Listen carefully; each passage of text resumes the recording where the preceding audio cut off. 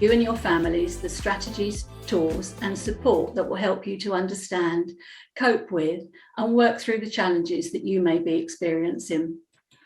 During lockdown in January 2021, I was honoured to be elected as chairperson for Cardiomyopathy UK. That in itself was a personal challenge for me. Cardiomyopathy UK is quite unique in that all of our trustees have a personal connection to cardiomyopathy or myocarditis, either as a patient or as a relative of a friend or someone with the disease. My own personal link with cardiomyopathy is being the grandmother of a child who 6 years ago was diagnosed with restrictive cardiomyopathy at the age of just 2. Prior to her diagnosis, I'd never heard of cardiomyopathy. Ignorance is bliss, as they say. Hearing that your precious loved one has a 1 in a million heart disease and will need a heart transplant is a shock, to say the least. And you wonder how on earth you'll get through this. Rosie was a perfectly happy, healthy little girl for the first 18 months of her life. She had a good appetite, was very funny and had lots of energy, just like most little ones. She then began to lose her appetite. She lacked energy and was often physically sick. She always seemed to be unwell and was no longer the happy, carefree child that she had been.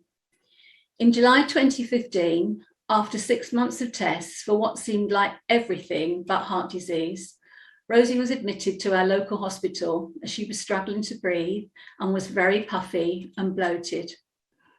After some initial tests, we were told that there was a problem with her heart and she was being transferred to the Royal Brompton Hospital. It was there that she was diagnosed with restrictive cardiomyopathy, probably caused by a virus that's attacked her heart, they said. And that was when our lives changed. Initially, medication seemed to work its magic and Rosie appeared to be much better. She was referred to Great Ormond Street Hospital. However, on the 20th of December 2015, Rosie suffered a cardiac arrest while she was at home with her mum and her older brother and sister. Rosie was once again admitted to our local hospital, but was then quickly transferred to Great Ormond Street Hospital. Miraculously, Rosie recovered very quickly and was allowed home on Christmas Eve, the best Christmas gift ever. On the same day, she was placed on the urgent heart transplant list. While medication again rallied Rosie, her heart was weak and failing. It was only a short time later when Rosie was readmitted to Great Ormond Street on the 2nd of February 2016 with end-stage heart failure. It was a long and grueling 12 months before Rosie and Mum returned home again. On the 5th of February, Rosie underwent an 8-hour operation to fit her with a Berlin heart, a mechanical device with a chamber that sits outside of the body. This was to keep Rosie alive until such time as a donor heart could be found. Not easy with a child as small as Rosie was then. Looking back, Rosie went through so much, more than any child should have to endure. After every procedure, and there were many, Rosie bounced back and always with a smile. Without a doubt, Rosie developed her own resilience and we as a family learned from her.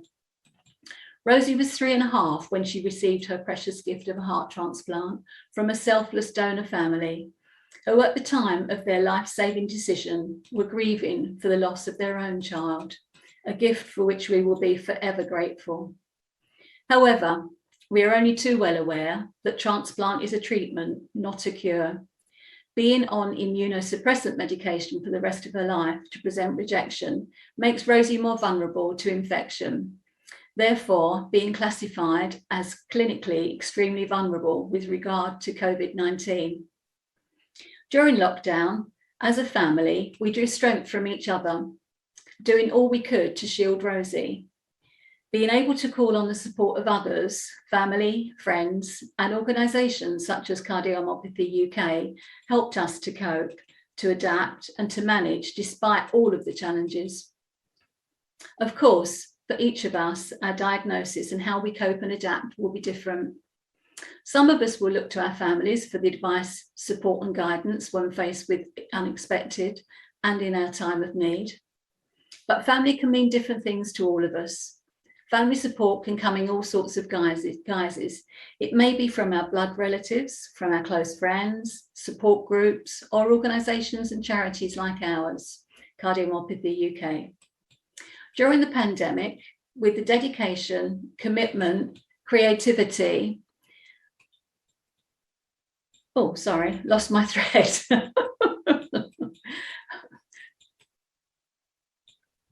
During the pandemic, with the dedication, commitment, creativity, and resilience of staff, trustees, and our willing and active team of volunteers, the charity worked together, embraced the changes, and continued to deliver high-level services as the demand for support increased.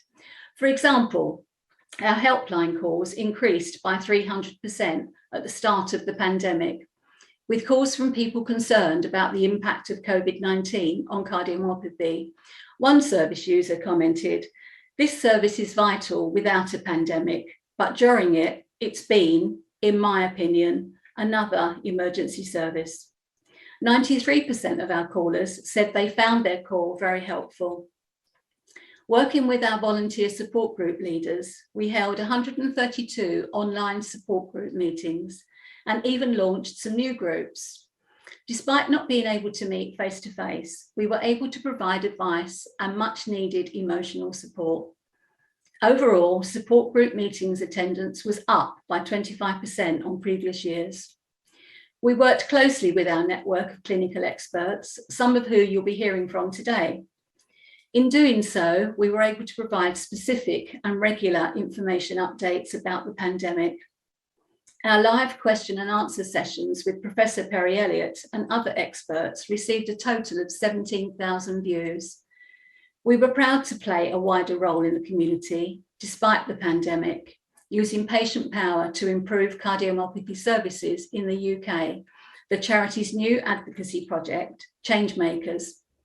You can find our change agenda and the impressive list of key priorities for change on the charity's website. 2020 has been a challenging year for fundraising, as a large part of our income comes from events and challenges, from the London Marathon to community events and individual challenges. They all contribute to our income.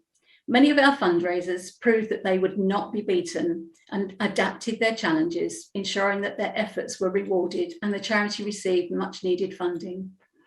More recently, on October the 3rd, our 46 London Marathon runners demonstrated their resilience by running the 26.2 miles they originally signed up for and expected to run in 2020.